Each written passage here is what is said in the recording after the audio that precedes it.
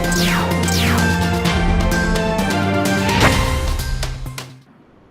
warm good morning to one another. I hope you all are in good health and safe at the place you are. Please do take care as the virus do not know how to discriminate between people. Welcome to the second day of the international webinar on the topic Food Safety Standards and Hazard Issues, which is being conducted by Research Department of Aquaculture and Fishery Microbiology of MES Ponnani College in association with Institutions Innovation Council of the college. Each year, it is estimated that 48 million consumers become sick from contaminated food. According to the Center for Disease and Control, consumers have a 1 in 6 chance of catching a foodborne illness in a given year. Hundreds of food recalls are performed each year. Having said this, let me remind you all once again that each one of us in the food chain have the responsibility to ensure the safety of food. As Hippocrates said, let your food be your medicine and your medicine be your food. Without any delay, let us move on to the official session of the event. And before anything else, let me call upon Dr. A.A. Head of the Department of Aquaculture and Fishery Microbiology for the welcome speech. Sir, please. Thank you, Isha. Good morning to one and all.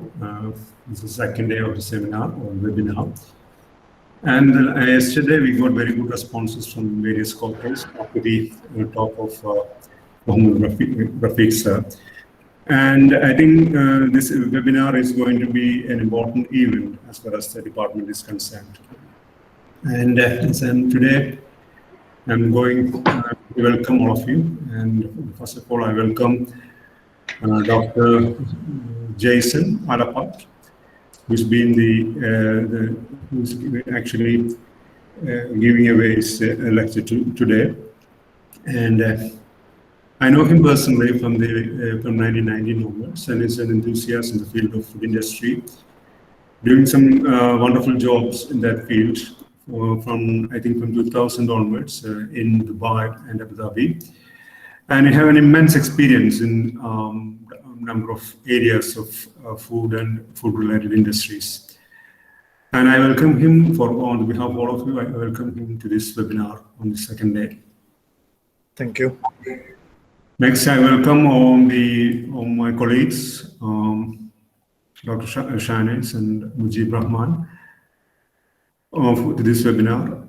And then all the delegates who has been participating in this webinar from various quarters. We have actually people from various areas, diverse fields. We have people from medical field, from engineering field, and people from food industry, from college students of food technology, etc. We do have. I welcome all of them to this seminar. Thank you very much. Thank you, sir. It's time to know more about the title, more interestingly than last days. Let us step into the talk. Jaison Alapatt is an approved EFST trainer, which is the essential food safety training, and an experienced food safety executive with over 23 years of experience in food industry. He has completed graduation in zoology, post-graduation diploma in nutrition and dietetics. He is trained in food safety, level 4 HABC, which is the Highfield Award body for compliance.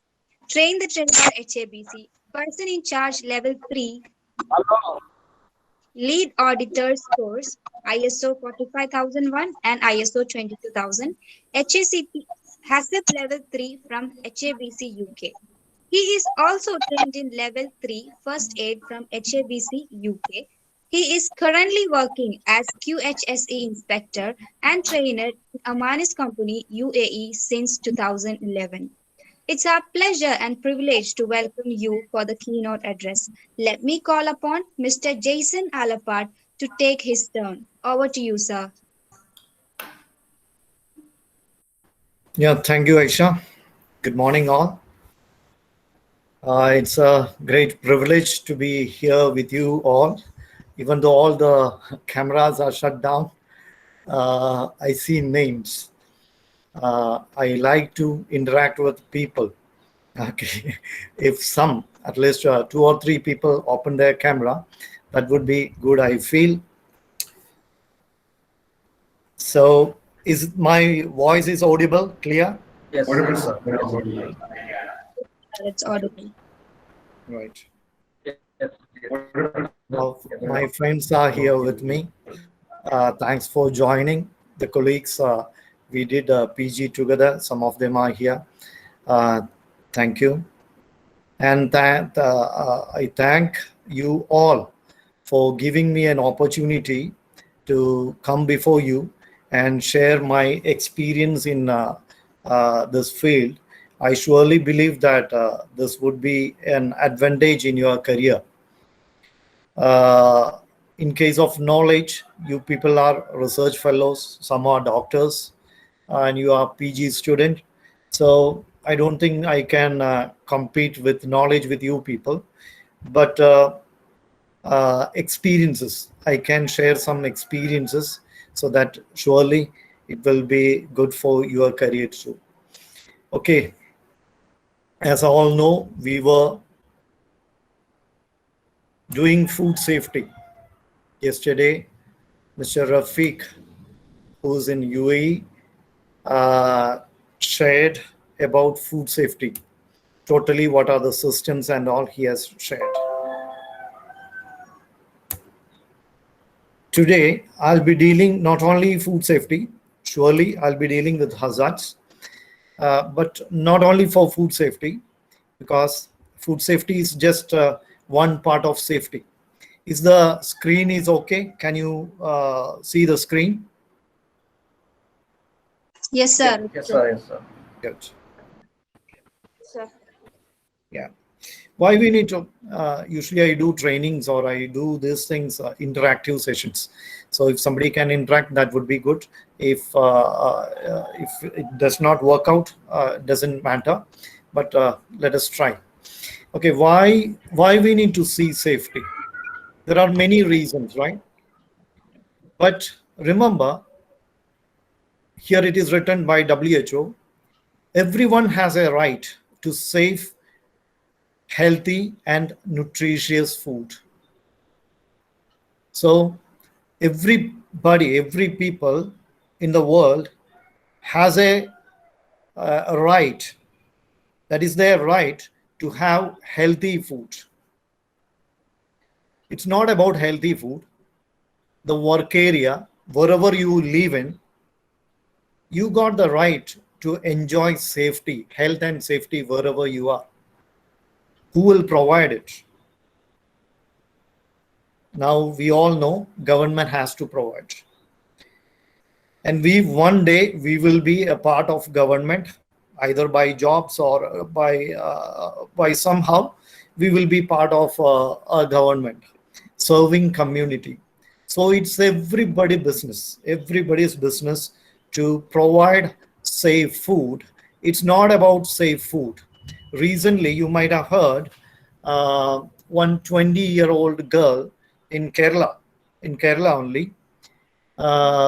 She was waiting for a lift in a hospital, I believe. When she pressed that button for the lift, it was opening. The lift shutter was opening.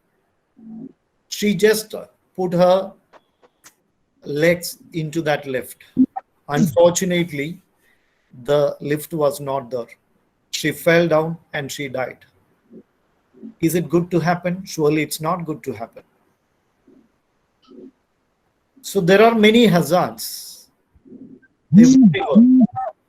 In our life, there are hazards. In our workplace, there are hazards. Everywhere there are hazards. In our life also, there are many hazards. Yeah. Sometimes jokingly, I say, if you are married, your husband or your wife might be a hazard. People might be hazard.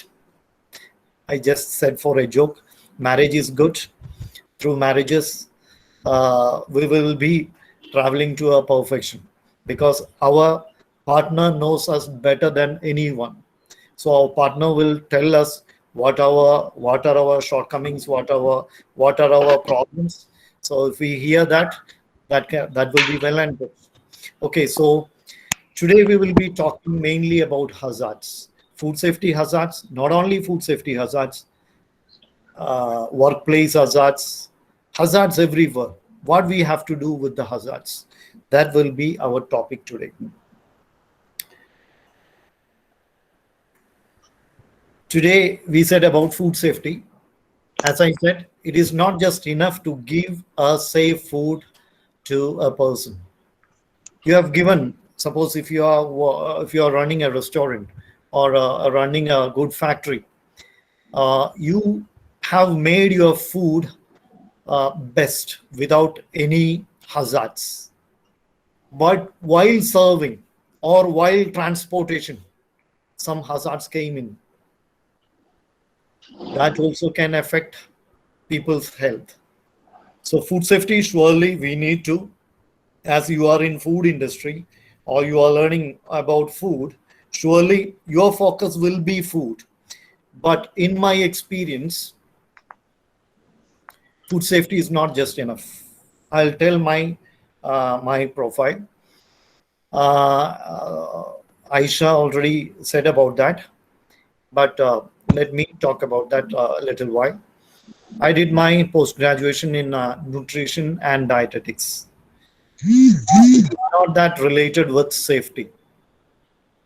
And I was working as a dietitian in Kerala in a hospital in Trichur. I'm from Trichur, Irinjalakuda. So I was working in a hospital in Trichur. Then I got an opportunity as a clinical dietitian itself. Then I got an opportunity in a Gulf country in Oman. Then I went to Oman as a dietitian, still in hospital, but I was not working as a clinical dietitian. I was a catering dietitian. So I had a responsibility to provide food for patients according to doctor's prescription or Ministry of Health. They had dietitians. According to their prescription, we had to check the diet whether it is abiding the prescription or not. So we had to check and deliver the food. That was my duty. I worked for around 5 years in Oman, in Soha, Ministry of Health Hospital, a 500-bedded hospital. Then afterwards, I had to move to Saudi Arabia. I worked in Saudi Arabia for 2.5 years in a hospital complex. I was not working as a dietitian. I had to switch over my job because normally dietitians, they prefer ladies. Clinical dietitians I felt that they prefer ladies. So I had to switch my career. I had to work as a catering supervisor in in a military hospital in Dhahran, that is in Saudi Arabia. Then again, after 2.5 years, I had to come back to the same company where I worked in Oman, Sohar Hospital. Again, I worked for another around 4 to 5 years. Then again, I had to move from there because of some personal reasons. I had to quit the job. Then I went to UAE in 2009 last. Again in UAE, I got a job as a dietitian in a hospital in Alain. That's a famous hospital all over because it's an oncology hospital. From all parts of Gulf, even from Saudi Arabia, Kuwait and all, people used to come there for a cancer treatment. That was an oncology hospital. I was working as a dietitian. I worked for 2 years. After that, I had to leave the job because we lost the contract. Our company lost the contract. Again, I was a catering dietitian. Again, as I said before, we had to deliver meals according to the prescription of doctor. So I was working as a dietitian. But after 2.5 years, I had to leave the job because we lost the contract. Our company lost the contract. Then I was searching for a job. Along with me, there was a safety officer. Actually, he was working as a safety officer, but really what he was doing was he was working as a hygiene officer. So he had to see all food safety in our company. So I used to have discussions with him. Then he told me safety, not just food safety, Health and safety. Excuse me, sir. Health Jaison, and sir. Excuse me, sir. Hello, sir. yeah. Sorry for interruption. And we couldn't see your face full, so you can just adjust the camera. Your camera. We can see the half portion of your face. That's why. Is it okay now? Yes. Not. No, sir. Ah, yes, yes. No. When I shared it. Okay. Is it okay now? Is it okay now? We couldn't see the face full. Only up to the mouth. Just a minute. Little bit down, sir. Camera. Yes, sir. Perfectly okay. Is it fine? Fine, sir. Okay. So when I had the discussion with him, he told me health and safety is a developing factor in UAE. Health and safety sector is developing, was developing, not only was developing, everywhere health and safety is developing. Wherever you go, health and safety is important. So usually when you go to other countries, especially in UAE, along with food safety, if you have health and safety qualification, that will be additional, not only additional, it will do good for you to get a job. Health, if you have some qualifications in health and safety, that will be doing good. Food safety, we said ISO 22000 is a food safety management system. HACCP is a food safety, BRC, you got many systems on food safety, but most of these food safeties are working on certain principles, that is HACCP principles. Even ISO 22000 is working on principles of HACCP. So HACCP is very, very interesting. After 5-10 slides, we will be seeing what is HACCP. Then we have ISO 14001. Again, it is a ISO standard which deals with environmental safety. Environmental safety, ISO 14001. Then comes here ISO 45001, that is occupational health and safety. So here you see safety is a concern. Wherever you go, it's not like in India. I don't know what is the condition in India now. In UAE, if you want to start a business, all these, at least these two, environmental safety and occupational health and safety, is very, very important. In UAE, in Abu Dhabi, I'm working in Abu Dhabi. Now I'm working as a food safety trainer approved by Abu Dhabi government. We have an organization called EDAFCA. Now it is named as EDAFSA, ADAFSA. That is Abu Dhabi Agriculture Food Safety Authority.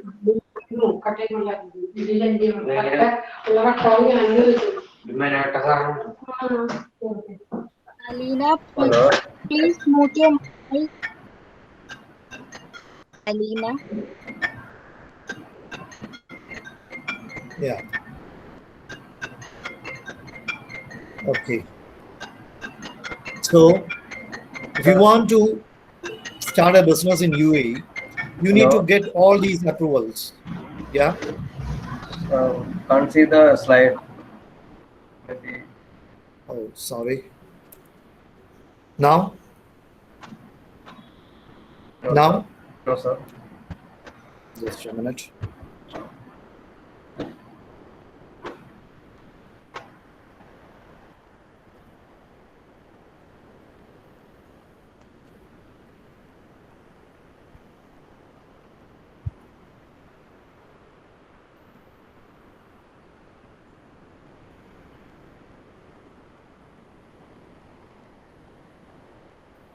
Sorry, just a minute.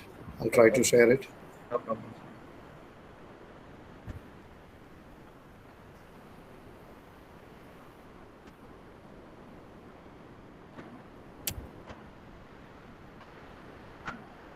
Now? Now is it okay? Yes, sir. It's okay.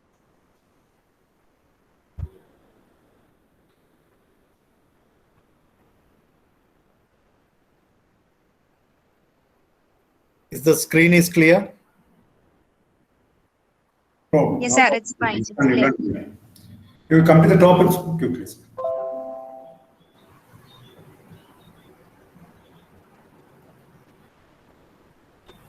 Yeah. Now it is okay, I believe. Sir, fine. Right. So when you see all these safety, we call it integrated management system. You see the screen now, integrated management system. It deals with different safety systems. We compile it together to form integrated management system. Here I quoted here ISO 9001. It deals with quality. Quality and safety is different. But normally, all the ISO standards are based, as yesterday Mr. Rafiq said, on a particular method called PDCA, plan, do, check, and act. And ISO 9001 is a generic standard where you can apply in all fields. So if you want to do a ISO training, I will suggest to go for ISO 9001, which is a quality standard. Even though you do that ISO 9001, not just awareness, not implementation, most of you are all graduate and postgraduates. So for your career opportunities, surely you need to do ISO 9001 or any generic standard. Generic standard means any standards which can be applied to any industry. ISO 14001 is a generic standard which you can apply in any industry, because all the industries are doing some impacts on environment. So ISO 14001, it's an environment management system. ISO 45001, it's again health and safety management system. These are all generic standards. If you are willing to do any training, please go for lead auditor's course of any of this standard, either ISO 9001, 14001, or 45001. If you join a company in Abu Dhabi or in UAE or here also, I think that company might have different management system like this. They compile it together to form integrated management system.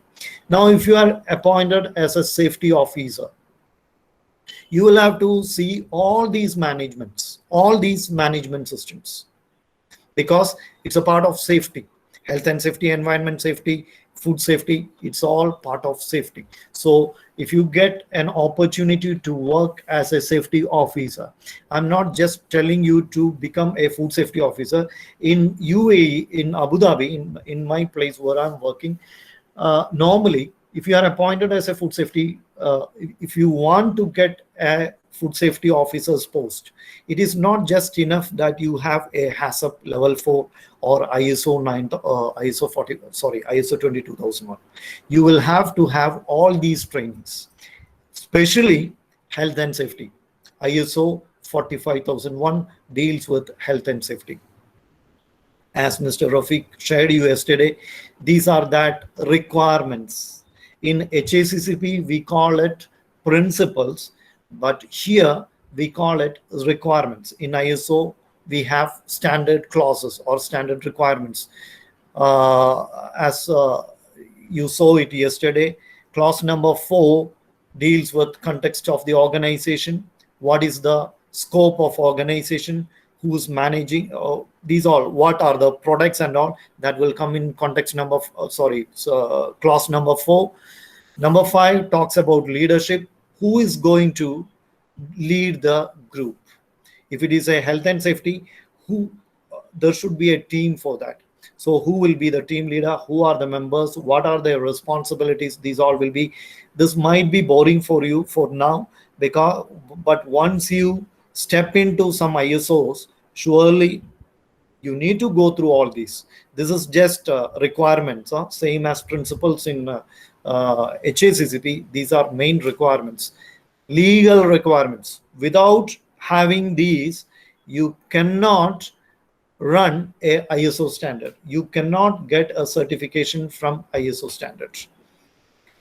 So clause number 5 or requirement number 5 deals with leadership. Clause number 6 deals with planning. What hazards are to be managed? What are the scopes of the hazard? In case of emergency, what you are going to do, you need to have a total planning of that. Clause number 7, support. You have all planning in your system, but if it is not done, what is the use of that? How to do that? You need to support. You need to support with resources. People are to be trained. So we need to arrange training. We need to have qualified people. Not only just training, we need to have qualified people. You need to have a safe area to working. We need to have utensils. These I will be again repeating in HACCP. I want to link actually food safety with health and safety so that you will have a wide opportunity in your life for careers. Clause number 8 deals with operation, how you manage hazards, what are the control measures you have.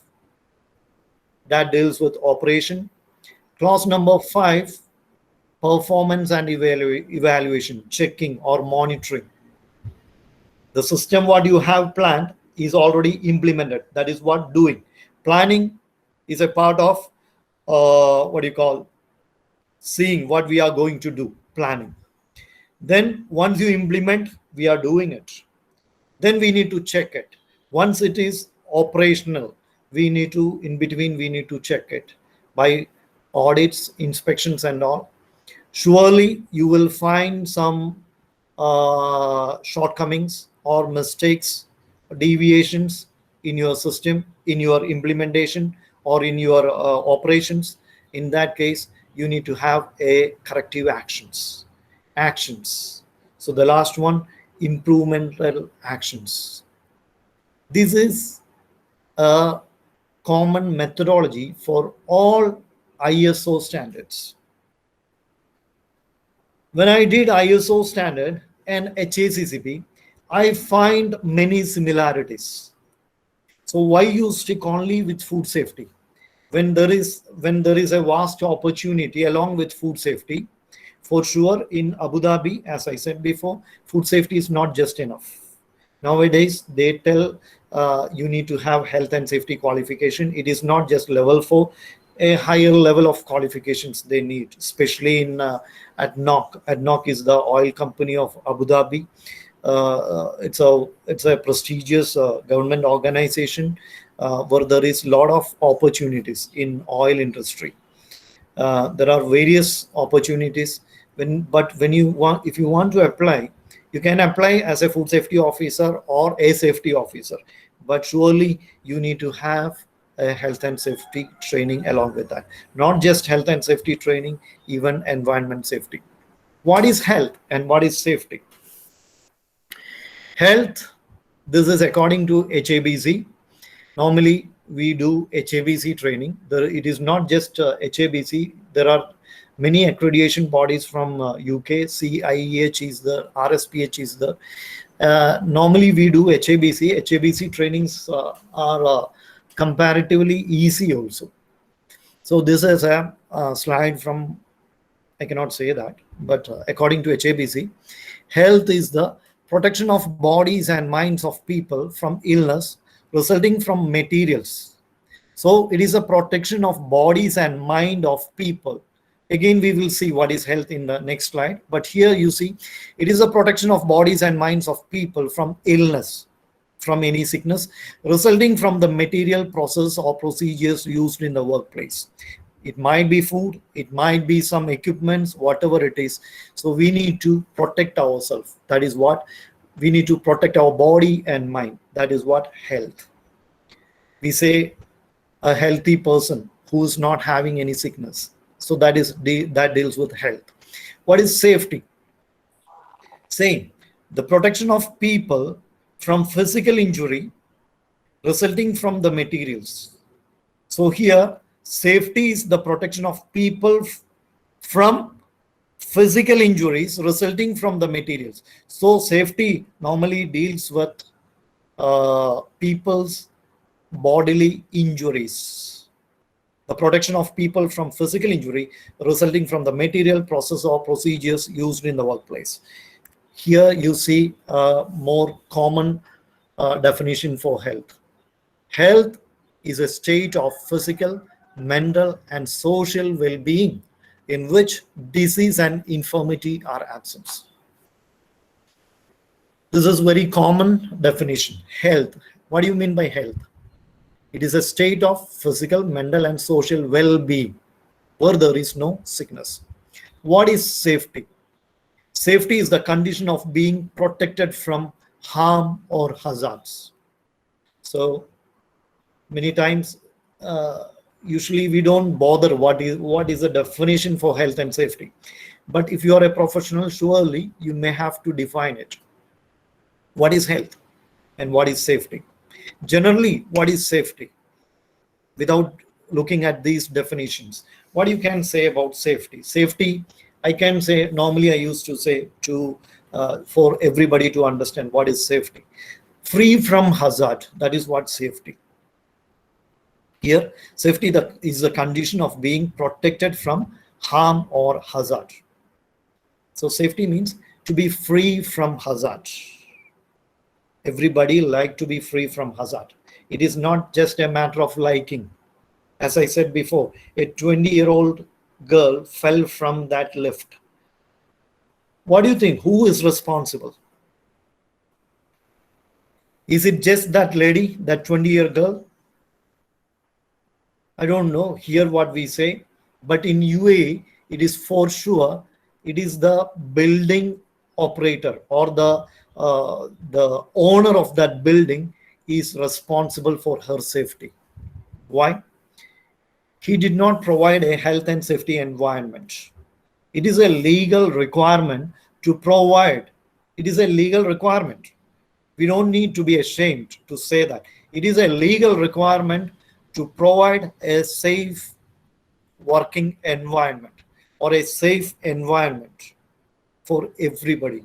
If I'm working in a company, it is my management's responsibility to provide a health and safe environment for their staff. And as a staff, as an employee, I have the right to avail health and safety environment. As a staff, I have a right. But at the same time, it is not just the managers or the management's responsibility. It is the responsibility of the staff too. Because in our trainings, we used to see what are the responsibilities of a management and what are the responsibilities of employees, or what are the responsibilities of an employer and what are the responsibilities of an employee. Normally, employer has got a responsibility to provide resources or to provide health and safety environment. To provide health and safety environment, surely resources, training. Management has to give proper training to their staff. Then only they will be aware about all these safety. So it is management's responsibility to provide this. Now, what is employees' responsibilities? This is not just as a training I'm telling, this is from our experience. This experience, it is not just in Gulf, in UAE, not only in your workplace. Wherever you are in a community, we need to practice this. So our community will have a safe and healthy environment. If you see some problems anywhere, you got a right to address that. It is not just a right. If it is in UAE, it is my responsibility to tackle that. So safety is not just manager's responsibility. Staff has to cooperate with them. So what is the employee's responsibility is to follow the procedures set by the management. So now you heard what is health and what is safety. So safety means to be free from hazard. Hazard, you all know what is a hazard. Anything that can cause harm is a hazard. Hazard is anything with the potential to cause harm, injury, illness, or loss. That is a hazard. Now comes risk. If there is a hazard, it might not harm us. But what is the possibility that can cause harm to us? That is what risk. So if you see a hazard, we need to see what are the probability or what is the chance that it can cause a injury or illness. That is what we call risk. Risk is a description of the likelihood or chance, likelihood and consequence of a hazard causing injury or illness. So risk is the chance, the possibility of that particular hazard resulting in some injuries or illness. Why I'm talking about these, we will see later. So once you see a hazard, you need to do a risk assessment. Risk assessment. What do you mean by risk assessment? You know, we are doing now training on safety. Just risk assessment is 1 day training. Later we will see who are all giving health and safety training. NIBOSH is a body who gives health and safety. From them, risk assessment is just one topic for their training. It takes 1 or 2 days to cover risk assessment. That we cover in 5 minutes. So what is risk assessment? The process of determining the likelihood and consequence of injury. We will see how to do that. Then you will get more understanding on that. The process of determining likelihood and consequence of injury, disease or illness, or damage arising from exposure to a hazard. As we said, when you see a hazard, you need to find out what is the risk from that. How to find out what is the risk? That is what we say risk assessment. How to do that? That is very important. Now, once you find a risk from that hazard, surely what you will do? You need to control it. Risk control. What is risk control? Or control measures? Measures that eliminate or reduce the risk associated with hazards. I don't feel that you are not getting what I'm talking. I guess you understand what I'm talking. Can somebody say yes or no? Hello? Yes, sir. Is it fine? Is it fine what I'm talking? Yes, sir. Yes, sir. Absolutely. Yes, sir. Thank you. Thank you. Do you think that it is beneficial, or straight away will go to food safety? Do you think that it is good for you to know this? Yes, of course. Yeah. I'm sorry, I was not that much used to do in meeting. We used to do in our company, we used to do in Microsoft Teams, or sometimes in very rarely we do in Zoom. So I'm not that much familiar with this Meet. I do chit and chat with Meet, but I don't do a presentation through Meet. So sorry if I disturbed you in some ways. Okay.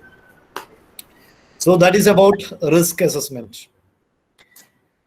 As we said before, all the safety management system, whether it is a ISO 9001, it is not a safety management system. ISO 9000 deals with a quality management system, but all other, what I said, ISO 22000 food safety, ISO 14000 environment management system, ISO 45000 health and safety management system. These are all working on a method called PDCA. Plan, do, check, and act. I used to say when we do training, if you are going to explore a job, you need to do this. Plan, do, check, and act. If you are going for a marriage, not that you are attending a marriage function, but if you are getting married, better plan, do, check, and act. Whatever, this is a very common methodology which you can implement in your life. Again, PDCA, plan, do, check and act. So in safety, what you are going to plan? Identify hazards. P denotes planning. All these, what we do with P is like planning. Identify hazards in the workplace or food that person may be exposed to. So we need to identify the hazards in the food or in the workplace, so which can affect people. Planning part. Then what you will do? Assess the hazard to determine the risk. We need to see what will be the chance of that particular hazard resulting in an injury or illness. So we need to calculate this. Assess the hazard to determine the likelihood and consequence of injury or harm to a person resulting from such hazards. 3, control the hazard. That is part of doing. You need to control the hazard by considering means by which the risk can be reduced. So control the hazard by considering means how you can reduce the risk, and implement method. Implement those control measures for what? To eliminate or control that risk. It's a doing part. Now we did it. Okay. Say for example, you are working in a factory as a health and safety officer or a safety officer. Fire safety is a part of health and safety. Now, we need to identify what hazards are there, what all hazards can be there in that factory, what all hazards that can lead to fire. You can say many hazards are there. Welding is a hazard. Using some hot equipments like welding machines, heater, smoking is a hazard. Storage of some flammable materials are hazards. Then you will assess the hazard to determine the risk. What is the risk from those hazards? What will be the consequence? Who are going to be affected? And what will be the severity? Then you will control the hazard by implementing some control measures, like you will have a separate space for smoking, designated area for smoking. Hot works are to be controlled by permit to work. If any hot works to be done, like welding, grinding and all, which creates some spark and all, that work has to be controlled by permit to work. So this is how you control that. Okay, so you have planned and you did the control measures. In UAE, in my experience, in one accommodation, it happened. They had identified the hazards for fire. Then they implemented all the control measures. But one day, there was a fire in that accommodation. Around 50 people were there in that accommodation. It was not that big. It was a small accommodation, a double layer accommodation, porto cabin, used with porto cabins. During the fire, 4 people were caught in the, not just caught, they were trapped in the fire and they died. 4 people from Hyderabad. I used to do this. I used to explain this thing in all safety trainings. Here, the company had identified the hazard. They had implemented all the control measures. Then why did this happen? Why 4 people lost their life? The problem was that during the fire, everywhere there should be a fire alarm. They had installed the fire alarm. The problem, they did not check the fire alarm was working or not. On that particular night, it was around 10:30. I had visited that site. It was around 10:30. When the fire caught up, many people were asleep. and it was a labor accommodation, so we don't know. People were saying some were drunk, we don't know, but 4 people were caught in the fire. 4 of them lost their life. The problem, there was no monitoring done on that safety measures. So surely we need to have a monitoring activity. Okay, so they did not monitor. The next comes regularly monitor control to make sure it remain effective. Then if you find any deviation, surely we need to take a corrective action.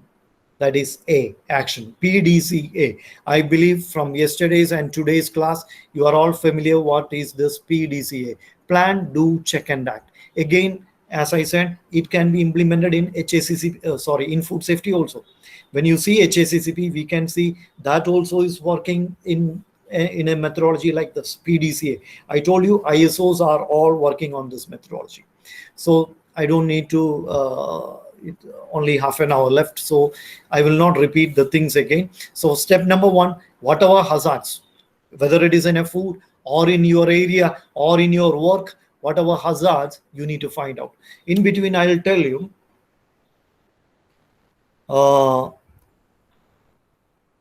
you can have hazards from 4P. 4P. Can somebody say what are the 4P? Can you see the screen now?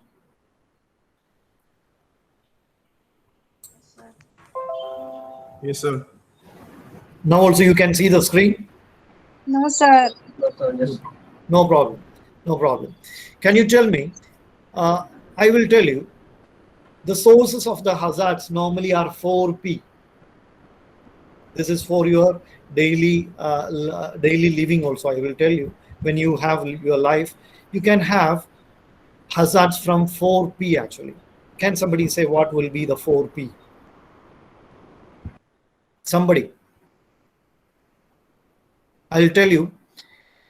1, people. Sometimes people themselves are hazards or they bring hazards. Drunk people are hazardous. In work area, drunk people are hazardous. Sick people are hazards. They bring some, nowadays, what do you call, bacteria, microorganisms. corona. Yeah, corona. Good. If some interact with me, that would be interesting. But for time's sake, I think we need to go like this. So first P, people. Second P, the product what you are using can bring many hazards. The product what you are using. Food is a product, right? Chemical is a product. Sometimes you process some food with some chemicals. For us, we deal with sanitation. Sanitation of some vegetables is done by some chemical. If you exceed the limit, pest control is a chemical to kill pest on food. So we can have many products that can bring hazards. And number 3, the premises. The premises where you work can bring many hazards. The premises means the place where you work can bring many hazards. And number 4, the procedures. The procedures can bring many hazards. Sometimes I used to, as I do always EFST, Essential Food Safety, mainly EFST training is a training which is to be done by everybody in UAE who deals with food, whether he is working in a grocery or whether he is working in a 5-star hotel. Never mind, he has to do that training, Essential Food Safety training. So in that, we used to say, cooking. A food is not properly cooked. What will be the hazard in that? If a food is not properly cooked, what do you think? What will be the hazard in that? Somebody can say? Somebody can say easily. If that Yeah. microbes is not wild or destroyed. Yeah, microorganical hazard, microbiological hazard. Yeah. Right? There can be bacteria living in that food, microbiological hazards. So that is why that hazard is there. What do you think? Why that hazard is there? The process of cooking is not done perfectly. That is why that particular hazard is there. So you can have 4P or 4 sources of hazard that are 4P. Number 1, people. How to control hazards from people?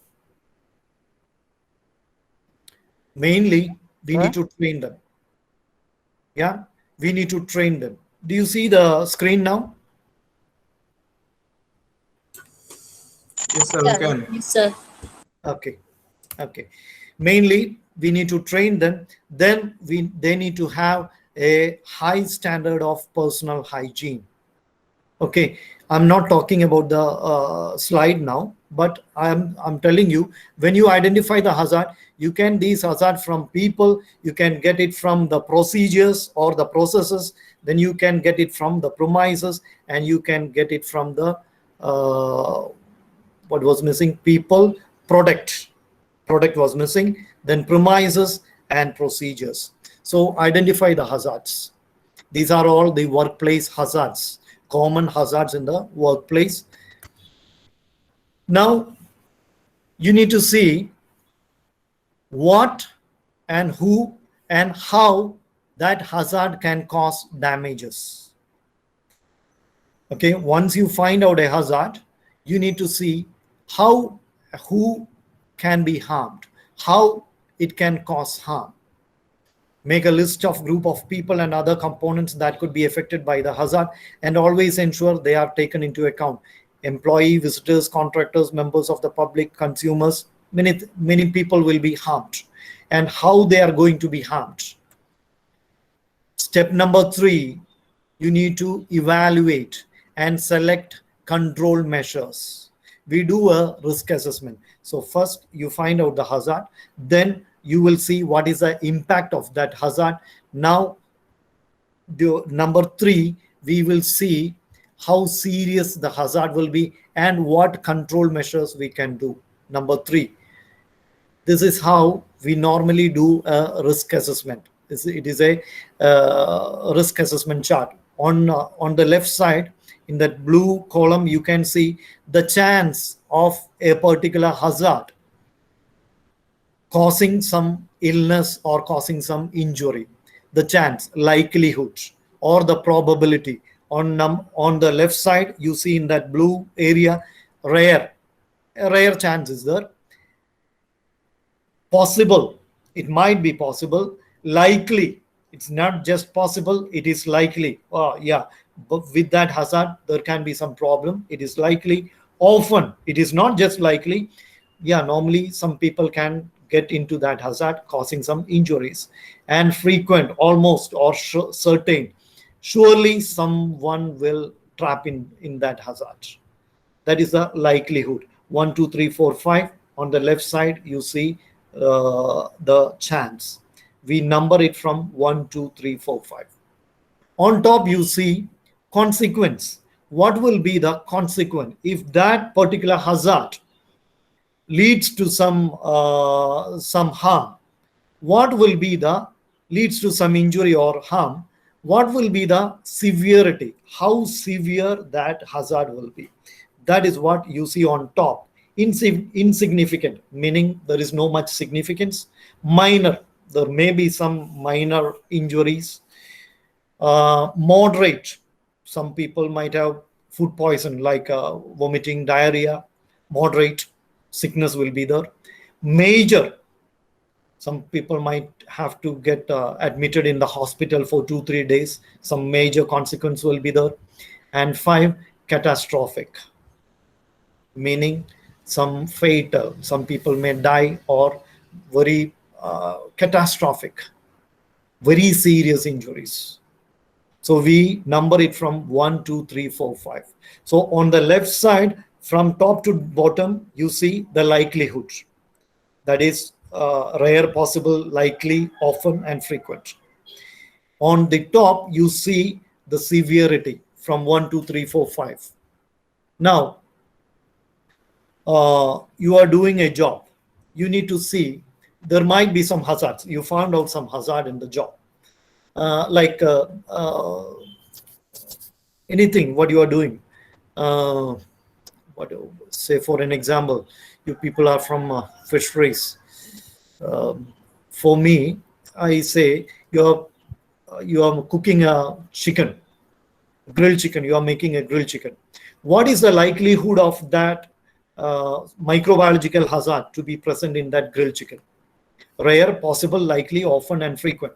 For me, if I see the organization, if you have a trained cook who really knows about HACCP procedures and all, for me, I say rare, or some other people might say possible. But if I'm having a restaurant, a laymen are working there, those who are not trained, in that case, the likelihood, the chance is often. Say for example, that lady died, 20-year-old lady died in that hospital because of that malfunction of the lift. So there, what was the likelihood of somebody falling into that trap, that the lift was not there, it was not working? What was the likelihood? It was frequent. That is why it happened, right? So we can say number 5. We can give number 5. That is almost or certain. Somebody could fall. Now, if they fall or if they get into that hazard, what will be the consequence? Is it insignificant? Is it minor? Is it moderate? Is it major? Or is it catastrophic? Surely we experienced that. It was a catastrophic. Somebody died. Okay, it is not with the surely with the experience you will know what that hazard can make a consequence. Otherwise also, when you do a risk assessment, you need to foresee what can happen, what is the chance. Now we took the example of that lady falling into that lift. What was the likelihood? Almost surely somebody could fall. 5.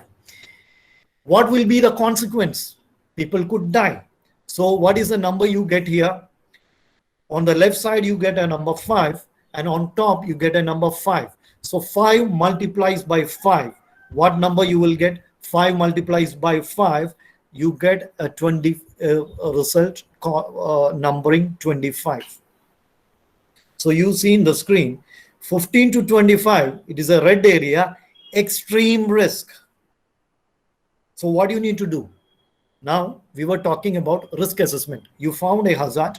Now we calculated the risk. We did a risk assessment. Now we found that somebody could get somebody could get in a very fatal accident. So that's a extreme risk. What you are going to do? Activity or industry should not proceed in current form. So if you are a safety officer in that hospital, that particular hospital where that lady died, as a safety officer, you had to do this, foresee these things, and you had to stop that activity. The maintenance of the lift had to be stopped. Then what you have to do? You need to implement necessary control measure. This is a general knowledge, but scientifically how to implement it, that is what we do by risk assessment. Now, how to control?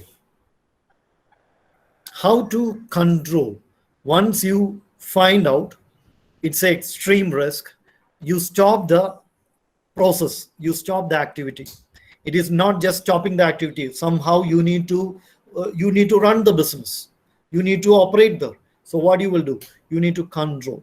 How to control? This is the hierarchy of control. This is from actually NIBOSH. Everywhere, health and safety, wherever you see, wherever there is a hazard, you need to control it. To control that hazard, there is a hierarchy. What first you will do? We call it, to easily remember, you can remember by a name called Eric PD. Eric PD. First, we will try to eliminate that hazard. Eliminate. Physically remove that hazard. Always it is not possible. Now the risk, the lift thing. Elimination is not possible. We need to maintain that left. So elimination of that particular hazard is not possible. Then what you have to do? Substitute, replace the hazard with something else. Either you have to provide another lift for operational purpose in that hospital, substitute, or you need to tell them they need to use the staircase, substitute. Then by engineering controls, isolate, sometimes isolate the hazard or isolate people from the hazard. Now, what engineering control or what isolation we could make in that case? We could isolate that area. People were not allowed to go into that lift. They could have done that. Isolate people from that hazard. ERI, first you try to eliminate, second reduce that hazard or replace that hazard, third one isolate that hazard. C, control. Somehow you need to control, change the way people work. Suppose if I want to cut a block of meat, normally manual cutting a block of meat weighing 20 kilo of meat, you cannot cut manually. Frozen meat you cannot cut manually. So what will be the another control? You might use a machine. Okay, if you are using a machine, that is a substitution. Actually, you are using a machine. You cannot eliminate. You have to cut that. You have to cut that meat. So substitution you need to use by some machine. Isolate. You need to isolate this machine. You cannot keep this machine. That machine also has some hazards. There is a running blade on that. So you need to isolate it from other people. Then you need to control by administrative control, change the way people work. Or you may have some push buttons and all are provided on the machine. Suppose in some case, if something goes wrong, immediately you will be able to switch off the machine. Some control buttons, you control that hazard. At last, P, Eric, I told you ERIC, P, that is using PPE, personal protective equipments, PPE, helmet, gloves, goggles and all. One more D is there actually, D. Everything is given by company management. For elimination, it is not possible, but substitution machine is given. Isolation, they have provided a separate room for operating this meat cutting with this machine. A separate room is given. Administrative controls, meaning control measures, push buttons are all given. PPEs, necessary guards were given on the machine. Many machines, most of the machines are coming with the guards. So guards were provided. Now management has given them enough PPEs, personal protective equipment. Still, if the people are not working according to that, what management will do? They will do disciplinary actions. That is what D I said. If you do not do anything like this, if you do not manage a hazard, whenever you see a hazard, you need to control it. How we control, that is what we saw in the previous slide. Suppose you saw a hazard, you did not control it. You just said, I leave it. It's not my business. You just left it. With that hazard, there can be 189 near miss cases. This is from a research data. There can be 189 near miss case. Near miss means some problem happened, but people were not injured. Near miss, it is an incident. Example, coconut fell down, but people were not hurt. But 189 times when near miss happens, there can be 7 minor injuries. 7 people, 7 incidents with minor injuries and 1 major injury. Why you need to learn this? Hazards are important. Wherever hazards we see, we need to promote a safety culture by reporting and tackling that hazard. How to report the hazard? You need to have a team member, call number, these all will be there. How?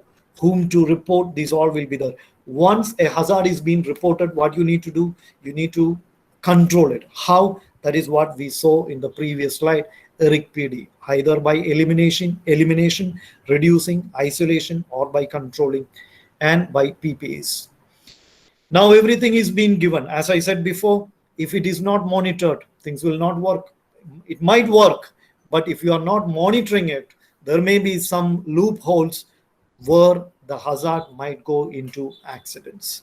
So monitoring. What is monitoring? Ongoing review is essential to ensure that the management plan remains effective. Monitoring means observation, checking. We see in HACCP principle. Now, there is no much time. I was talking about general health and safety. Now, HACCP deals with food safety. Again, I want to make sure that you can listen and you can understand me. Is it okay? Are you getting what I'm saying? Yes, sir, we can. It's okay, Jason. It's okay. No problem. You continue. Thank you. Now we will do HACCP. HACCP, you all know what is HACCP? Hazard analysis. Again, what all we talked about, hazard analysis. From where you will analyze the hazard, you need to see the process. Who will do the hazard analysis? You need to have a team. What hazard, from where you will do hazard analysis, you need to see what process, what are your products, and what are the process you are going to do.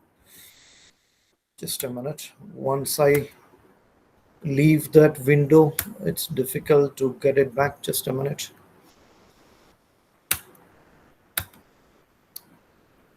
So HACCP deals with hazard analysis.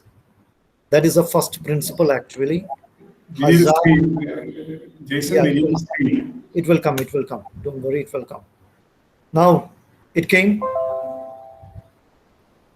Yes. Okay. Right.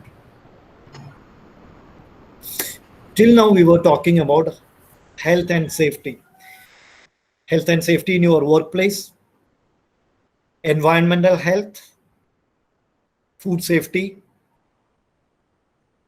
all were working according to methodology called PDCA. Yesterday, Mr. Rafiq very well explained it. Today, I just went through that.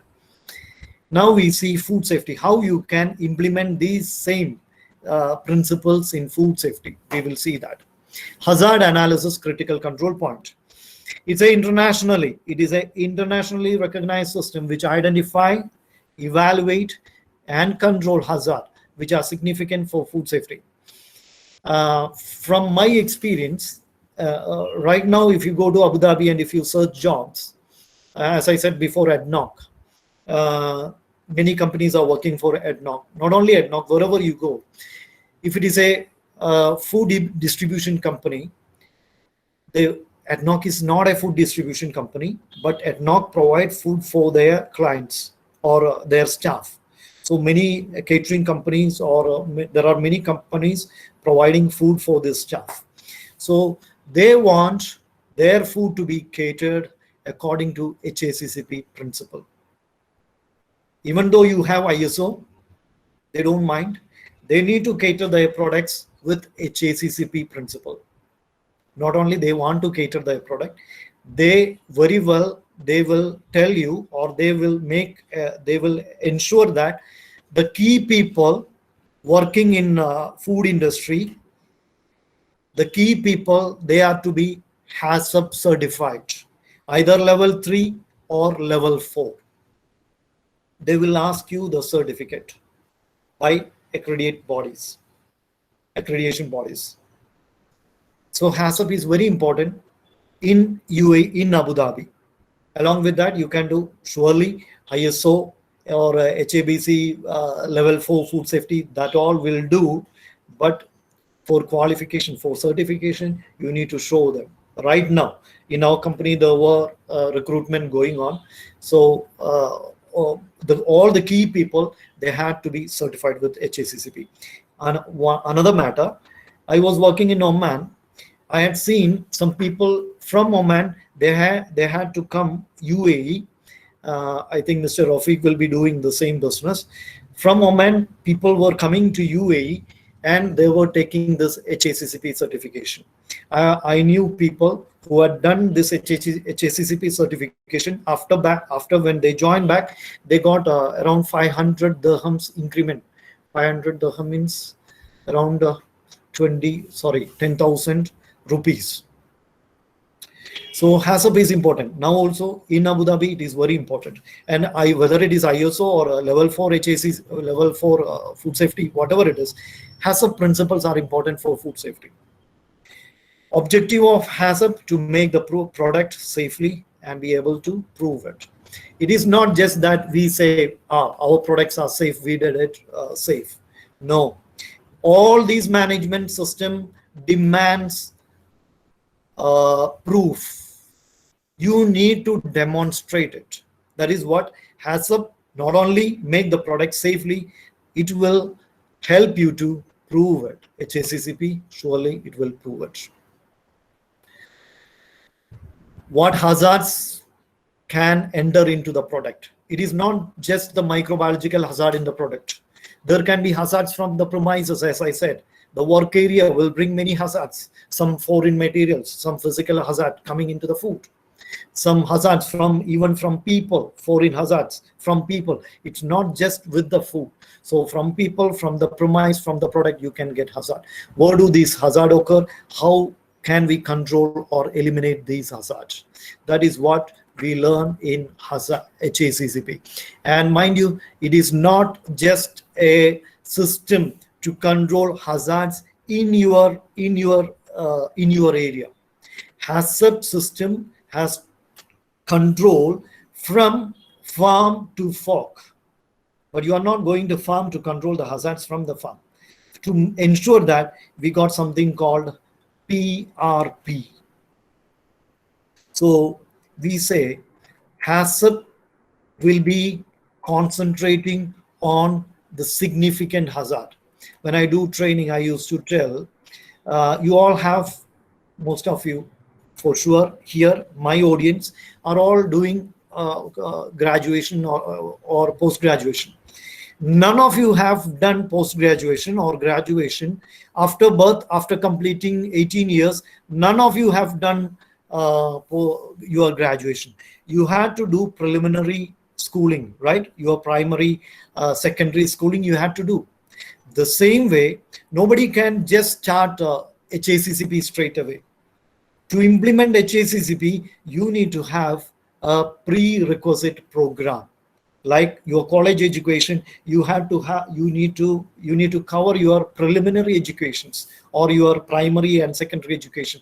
Then only you can go to your higher education. So I say HACCP is a higher level of food safety management system where you will be controlling significant hazards. It does not mean that you are not controlling all the other hazards, but you need to make sure that all the generic hazards are being controlled by your PRPs, prerequisite programs. HACCP, it was implemented in NASA. You know, NASA, it's a space agency from America. So it is not a food industry. It is purely a engineering department, NASA. From there only, HACCP evolved. So I used to say, your HACCP principles can be implemented in your life, in your whatever things you do. These principles can be implemented. I used to say, but in last examination, level 3 HACCP, there was a one word. HACCP can be implemented in controlling all the hazards or only in food safety hazards. The answer was only in food safety hazards. You cannot control with these principles. You are not controlling all the hazards, but mostly the principles are the same in controlling health and safety hazard, in food safety hazard. So in 1959, it started from NASA. Okay, I said that it is a purely engineering company. Then 1963, WHO issued the HACCP principles in Codex. alimentations in 1973. Actually, it was first published by a catering company called Pillsbury in 1973. 1985, USA National Science Academy suggested that HACCP should be applied in food operations for food safety. So till now, in in Abu Dhabi, it is very, very important. HACCP system is very important. There are 12 steps in implementing HACCP. So you see components of HACCP, you got a prerequisite program, and once you do this prerequisite program, the prerequisite program meaning these are the generic hygiene control practices. Once your prerequisite programs are ready, then you can implement HACCP. By HACCP implementation is by 12 steps, 5 preliminary steps and 7 principles. You will see what are that. On the right side, you see 5 preliminary steps. What are the preliminary steps? You need to, whatever you do, if you want to promote safety in your organization, surely one person cannot do this. Here we see, first thing, you need to assemble a team. Health and safety. In all the organization, they have a health and safety team. Outside UAE, in all the companies in Abu Dhabi, every company which has got a specific strength, I think 20 or 25, more than that, every company needs to have a health and safety team. There is a governing authority in Abu Dhabi called OSHAD, OSHAD. That is Abu Dhabi Occupational Safety and Health Authority. Okay, OSHAD. So according to them, every organization need to have a team. HACCP particularly says you need to have a HACCP team. HACCP team is a multidisciplinary team from all the departments, or from all the all the process. You need to have people from each and every department, people with good knowledge about hazards and control measures. So a team is formed in a company. Number 2, you need to describe what are your products, what is your process, what are the ingredients, what is your product, how you are going to make it, what will be your ingredients in that. A description of the product. Sometimes allergenic product might be there. There is a hazard of allergens. So you need to describe the product, how long you can store it, what will be the packing. These all comes in description of the product. Number 2, we all do this. Keep in your mind, we need to see what all hazards can be there, and we need to control. That is why we assemble the team. So these people should know what are the hazards. Describe the product, what can be hazards in that product. Number 3, identify the intended use of the product. Who will be your consumers? What you are going to do after production. Sometimes you may not straight away feed it will not be distributed to people. Sometimes we will be storing it for some time. So identify the use of the product. If you are distributing in hospital, schools, the people there are very sensitive. They are the more prone people to get this food poison. So we need to see what are the use of the product, who will be your consumers. Number 3, accordingly, your hazards also will be varying according to your consumers. Sometimes the hazards will be critical, sometimes it will not be. Number 4, you need to draw a flow diagram. Flow diagram is nothing. You are drawing a chart about the process from beginning to the end. As I said before, if you are cooking something, if you are making a grilled chicken, if you are making a product, from where does it start? Suppose here in your company, you will be starting from receiving some product. After that, it will be stored. After storage, it will go for some preparation. After preparation, it might go for high risk preparation, like cooking or sometimes sanitation of salad, vegetables and all, high risk preparation. Then it might go for some chiller storage or hot holding. Some hot food are cooked in a restaurant. Immediately after cooking, they will not serve to the clients. They will be storing in a hot cabinet. After that, it will go for service. So from beginning to the end, even in a factory, you receive some products. After that, it will go to storage. After storage, you will take it and do some preparations. High risk preparation also might be done with that product, some fish or something. After that, it will go for packing. After that, it will be again stored in a freezer temperature or cold temperature.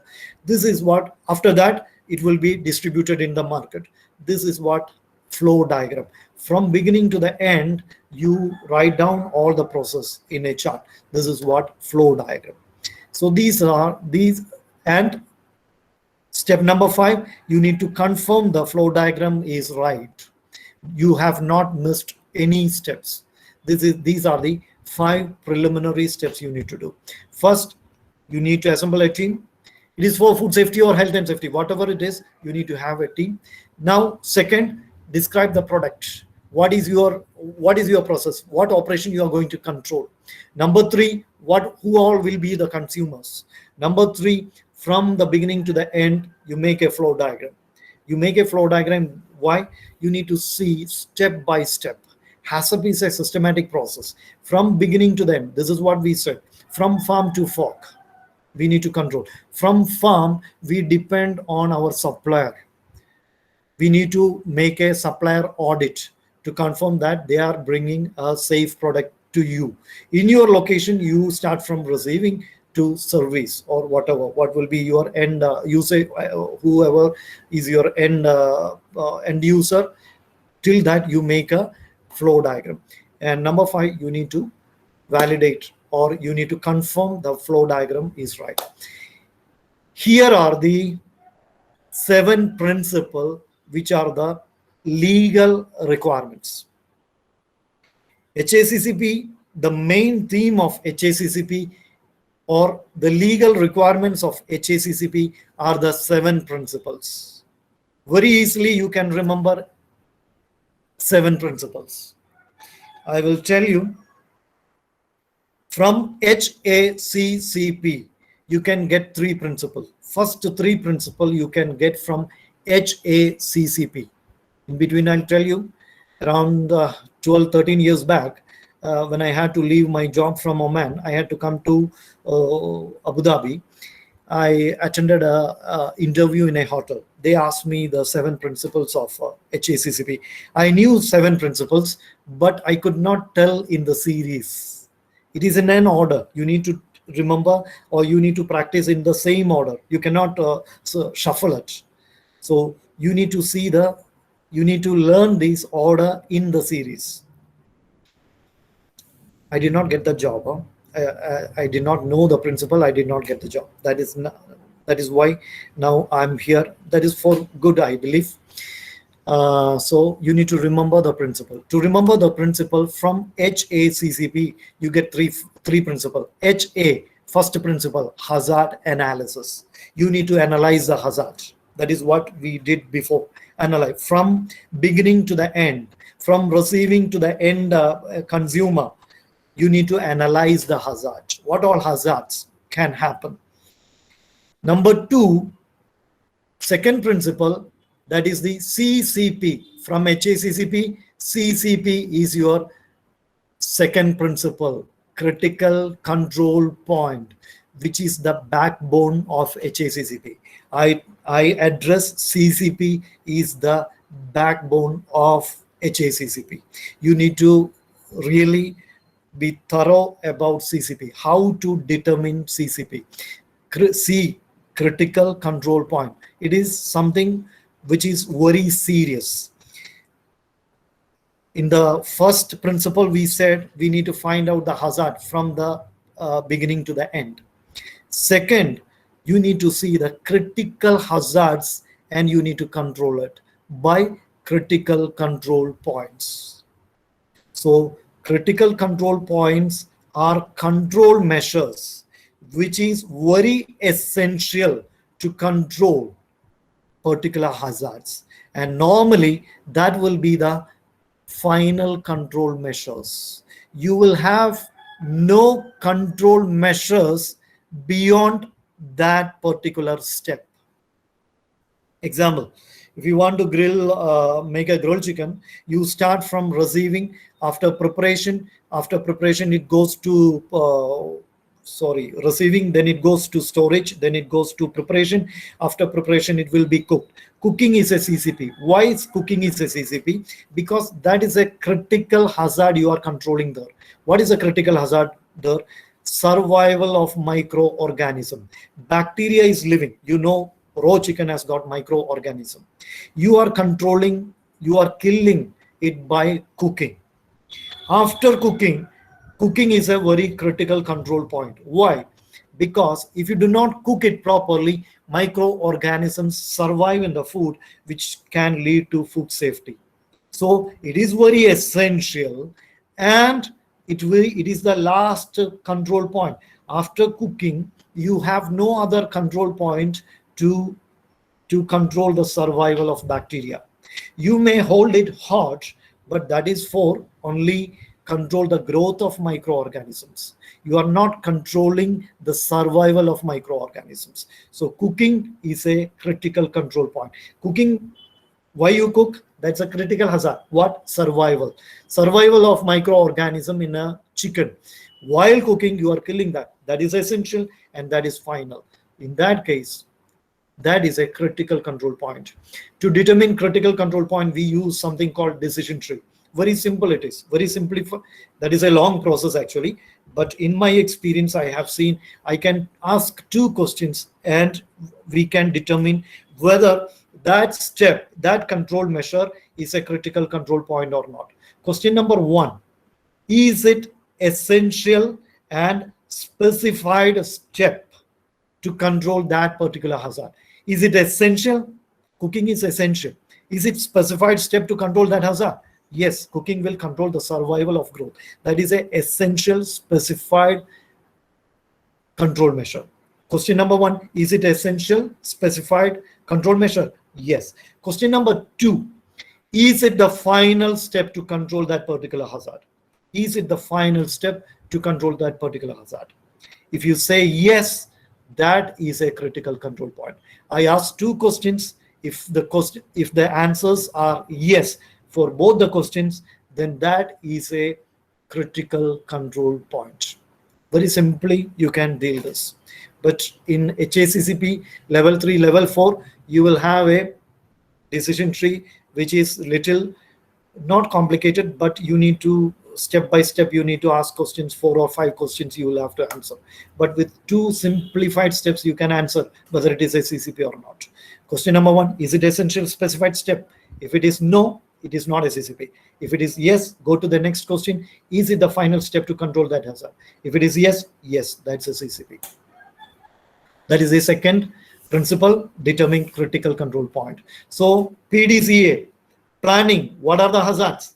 Doing, by critical control points, you are controlling the hazards. Principle number 3, that is the third C of these HACCP. What is the third C of the HACCP? Hazard analysis. Critical. What is that critical? Critical limit. Here in the principle, the third principle, establish critical limit. What is this critical limit? Critical limit means it is a criteria or a line separating safe and unsafe. Say for cooking temperature internationally it is 75. Less than 75, unsafe. More than 75, safe. So what is your limit? 75. All the CCP, not only cooking in your area. So in manufacturing areas, you can see after production some cornflakes or chocolates and all, they will run their products through a scanning belt to see if there is any metal pieces or if there is any foreign bodies in that. So scanning that product is a critical control point. Why? That is essential. If you do not do that, there can be some hazards in the food. So it is essential, and it is a specified step. Your scanning system to find out some particles in the food, it is a specified step. So essential, specified step, yes. Second principle, is it the final step? Yes.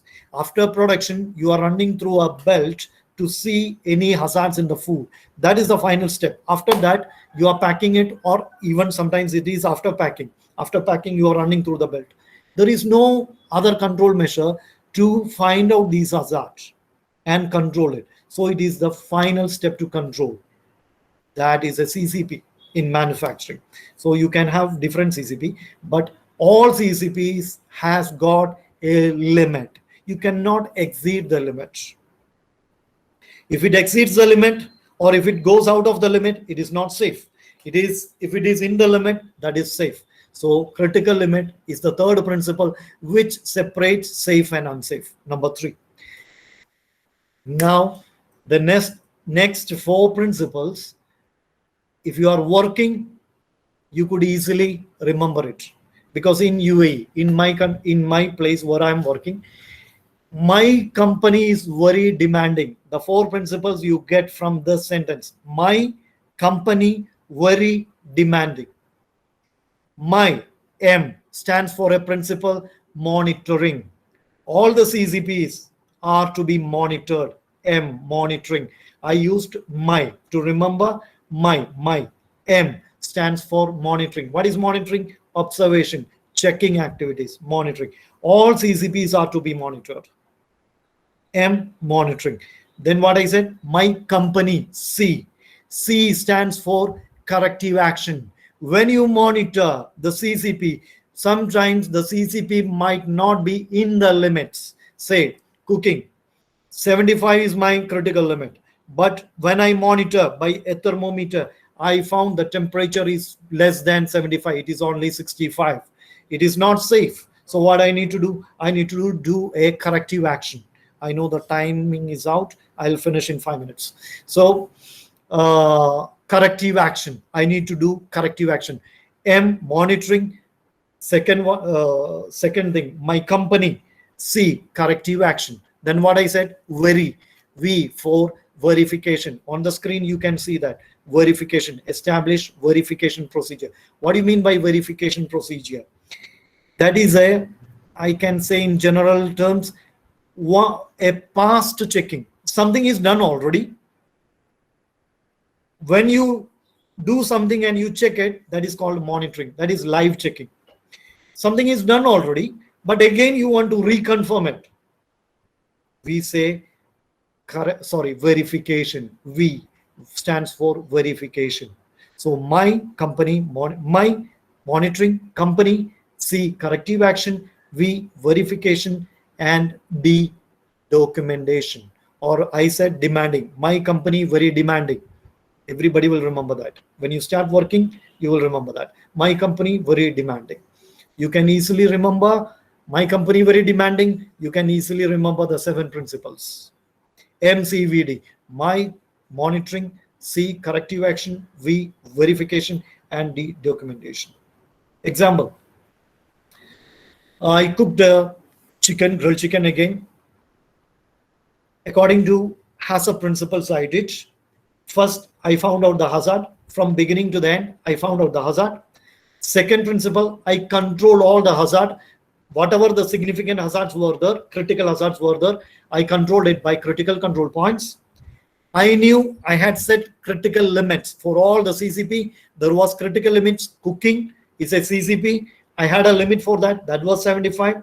I monitored it. I checked it with a thermometer. I made sure I checked it, but the temperature, the CCP, it was 75, but it was only 60. Sorry, the limit was 75, but when I monitored it, it was only 60. What I did a corrective action. What is a corrective action? I cooked it for a longer time at a higher temperature. Now the thing is ready. Can I serve it? I can serve it.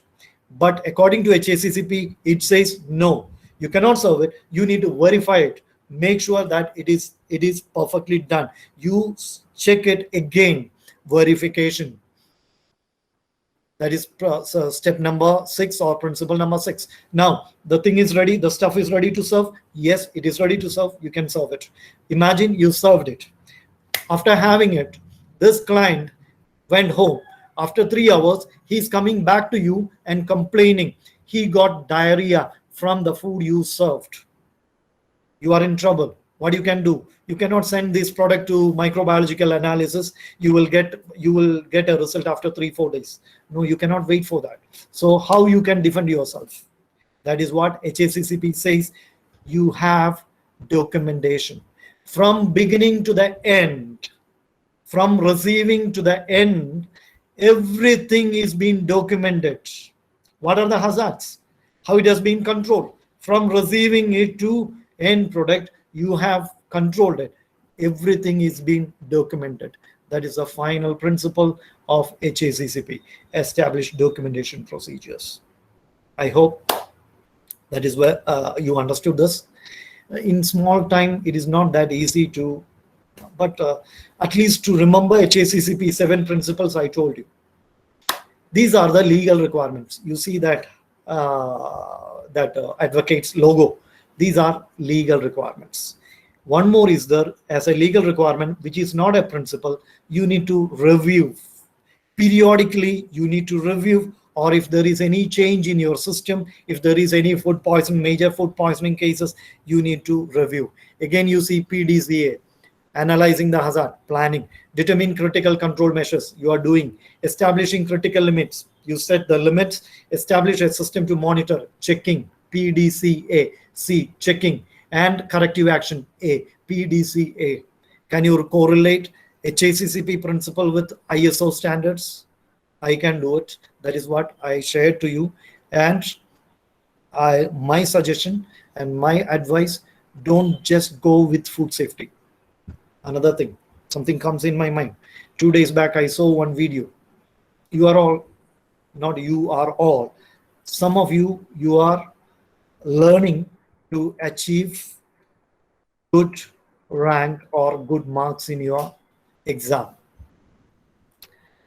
One lady was telling, one professor, she was telling, don't learn to get high marks, but learn with passion.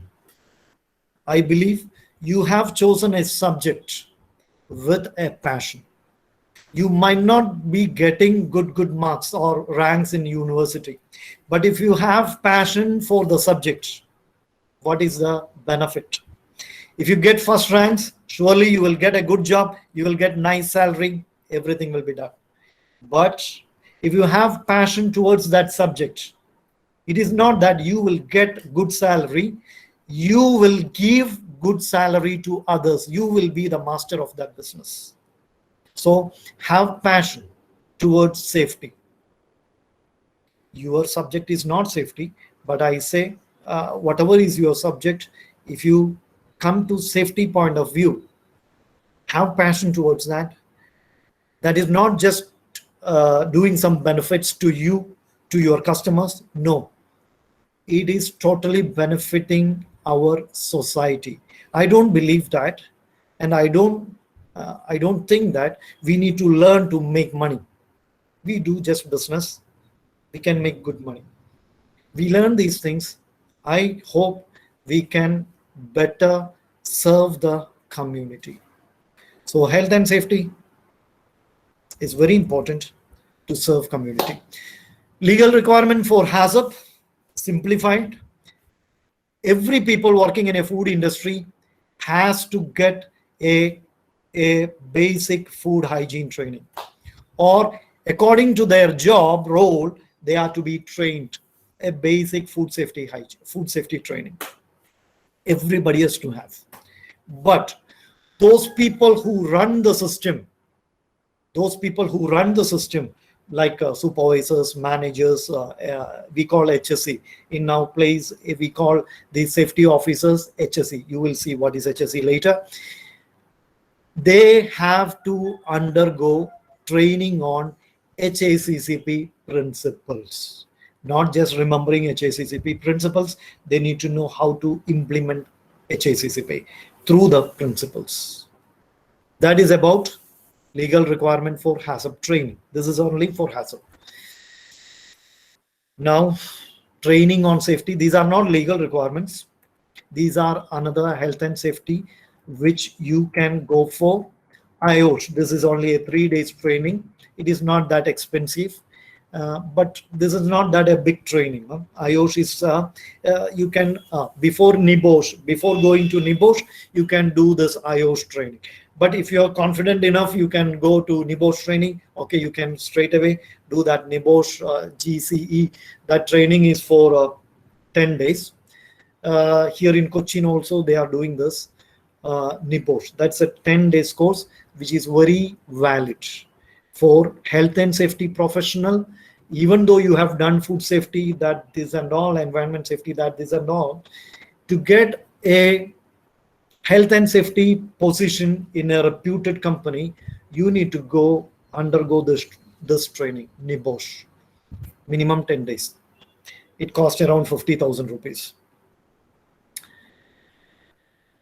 Another one, you got many safety trainings, but generally in our place, they ask for NIBOSH. This is again an international training, comes from UK.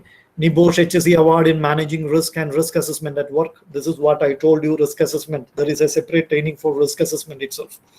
There are different diploma programs, professional level qualification, master degree qualification. You visit a site called NIBOSH, then you will get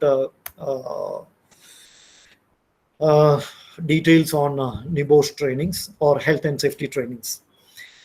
ISO awareness to lead auditor, ISO, all ISOs, ISO 9001, 14,000, 22,000, 45,000. You please do, you are all, I believe you are all graduates and postgraduates. Awareness is not enough. You need to do, what do you call, lead auditors course. It takes 5 days, I believe, lead auditors course.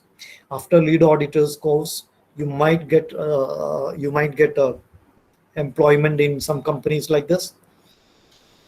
You can go for auditing also. That is a freelance job, but you need to do some audits with an auditor, approved auditor by IRCA. Once you do 200 audits or something, then you can apply for a lead auditor certification. Once you get that, you will be a lead auditor. I did this ISO 22000 in 2011, I believe. I had a guy from Chennai. He was an engineer. He did ISO 22000 food safety. Even though he was an engineer, he did ISO 22000. And he was telling me, he was a mechanical engineer basically. He was having a firm like Mr. Rafiq. In 2011, working in Chennai, not working in Chennai, he was having a business. This is what I told you. When you have a passion, you can pay others. You can give salary to others. He was having a company on his own. He was earning 2 lakhs rupees in Chennai after his expenses before 10 years. That is about health and safety. Along with that, you can have various other trainings. Fire safety trainings are there, 1 day trainings, 2 days, 3 days training programs are there, and first aid trainings are there. These are all we do. I do actually, fire safety and first aid training we do, along with health and safety, HABC approved trainings, HACCP food safety, and health and safety trainings. You see, in UAE, a HSE manager earns 21,500 dirham per month. HSE engineer earning 11,000 per month. Safety engineer 9,500 per month. Safety officer 5,000. A QHSE manager, quality, health, safety and environment manager, QHSE manager earning 25,000. Normally engineering people, they go for, many of them go for this HSE jobs. And for them, they have got their advantages because they are from engineering and they have a health and safety good background for them. But not only for them, safety officers, HSE manager. I'm working in a company called Amman Integrated Solutions. We are a training and certification and consultancy body. Our manager is earning around 30,000 dirham per month. 30,000 means it is our Indian rupees 6 lakh rupees. Okay, we as trainers less or more than around 10,000, 12,000, in between that. HSE officers here, a basic level, a safety officer might be earning 5,000. It might be lesser than that also. Here they have shown it as 5,000, but those many people I know, people have come from your aquaculture and all. One lady I know, she's from your background, but she's working as a safety officer in a hotel. Many people are working in hotel as food hygiene officer, not food hygiene officer. They are working as safety officers. So they have to see food safety, not only food safety, they have to see health and safety. Surely she is earning 10,000 plus with a good accommodation, food and accommodation from hotel. Hotel means 5-star hotel. It's not that small. It's a 5-star hotel. She was working for a government agency as a contract employee, some fisheries auditor. She was working as an auditor here, but when she got married, she came Abu Dhabi and she joined with a hotel. She's earning more than 10,000. That is more than 2 lakhs rupees after food and accommodation. Food and accommodation normally in hotels they provide this. Okay, this is the scope after doing HSE trainings. We call them HSE or EHS, Environmental Health and Safety Officers, or sometimes inspectors is the department. In all the companies, if it is a reputed company, they have a department in company or an organization tasked with ensuring that the work undertaken by the company does not cause undue environmental damage, put the workers' health and safety at high risk, complies with applicable legislation and follow best practices. EHS, Environmental Health and Safety. Normally they address EHS, Health and Safety, EHS. Environment, you need to have a safe environment also. Environment meaning, you know what is environment. Everything will be there in environment. Your building, your surroundings, like your nature, everything. Example, if there is a used oil, if you are you cannot throw it out just like that. You cannot just discard like that. You need to have a approved contractor to, as a waste management supplier, to take it from your site. Everything is to be noted. That should be an approved supplier. We call them approved supplier because he is giving us a service. He's taking the waste oil from that company. Everything is monitored. So environment, health and safety. Along with that, food safety is a major concern. So with just food safety, many people have joined some companies, but after joining, they did all these trainings. ISO, I did like that. I had no health and safety background in my life. But when I lost job and when I discussed with one HSE, he told me this. Then I did ISO, then I did IOSH, first aid, fire safety. Like that, I came into this field. I was doing inspections and now mainly I do trainings. So that's all for now. Thank you. I hope you got some informations which you intended. I'm not sure. If I get a feedback, I will know. Thank you, sir. Thank you so much. The class was, in fact, very informative and a bit interactive since the starting. And it's time for to clear your doubts or queries regarding whatever he said or his field. If you have any doubts or queries, you can please unmute your mic and ask, or you can send it in the chat box. He will be answering.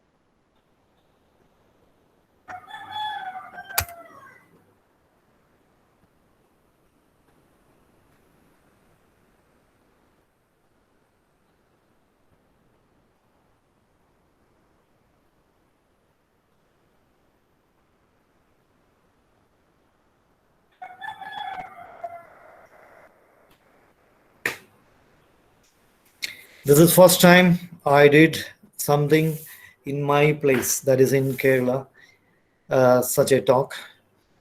I believe it was good for you. You got some, actually when I did some trainings and all, or when I did job as a dietitian here, I did not get such a guidance from anyone. So your college is giving some guidance programs. That is very well and good. Hope all will reach to some positions which serves community. Don't just aim at money. Money will come. If you are sincere, as we said before, don't, that was an eye-opening thing. Don't learn to earn good high marks, but have passion towards that subject. That will pay you. Not that only will pay you. You will be able to pay others also as salaries. You can run business. Yes, sir, absolutely. And thank you for your meaningful words again. I hope you can see the comment box where everyone is thanking you by saying it's very informative. And there is a question: what is the major HACCP points for the environment impact assessments? Sir, if you could please answer that question. Say, I told you HACCP is a food safety, but those principles you can, that is up to you. Nobody tells you this, but for me, I felt it good. That is the principle. What is a major hazard point for environment impact assessment? If somebody hears this, they will say there is nothing, because HACCP is purely a food safety management system. How you can correlate environment with this? How you can do that? This is what I was telling you. Do a hazard analysis. What analysis on environment? What are the hazards in the environment? What all hazards you create in the environment through your activities? If you are running a company, you might be producing waste. Waste is a hazard. You might be emitting some gas, poisonous gas. So what are the hazards? Hazard analysis. Principle number 2, critical control point. From government, you got some limitations. Government knows that from every factory there will be waste thrown out, but there is a limit. You need to see till what extent you can go. Limit. There is a critical control point. That is a that is a that is a point which by you need to control that emission of that waste. Then there is a limit, critical limit by the government. They might have given you what extent you can produce the waste and discard it. So hazard analysis, control point, critical. What are the critical hazards? There is a limit. Then you need to monitor every day how much waste you are producing. You need to monitor it. C, corrective action. When you monitor, you might see, oh, such and such waste has gone out of the limit. You do the corrective action. You check with your production people and do the corrective action. The corrective action and all, according to your factory and all, it depends on that. Corrective action is done. It is not enough. You need to verify it again. You need to verify it again. You need to check it. Make sure, yeah, that is well under control. Your system is well under control, and everything is to be documented. That when you asked me about environment, I said that, but don't tell others that Jaison told you can control environment safety by HACCP principles. I'm not telling that. Okay, HACCP for food safety. But when you really learn HACCP well, because HACCP has come from an engineering company. Okay, guys and girls.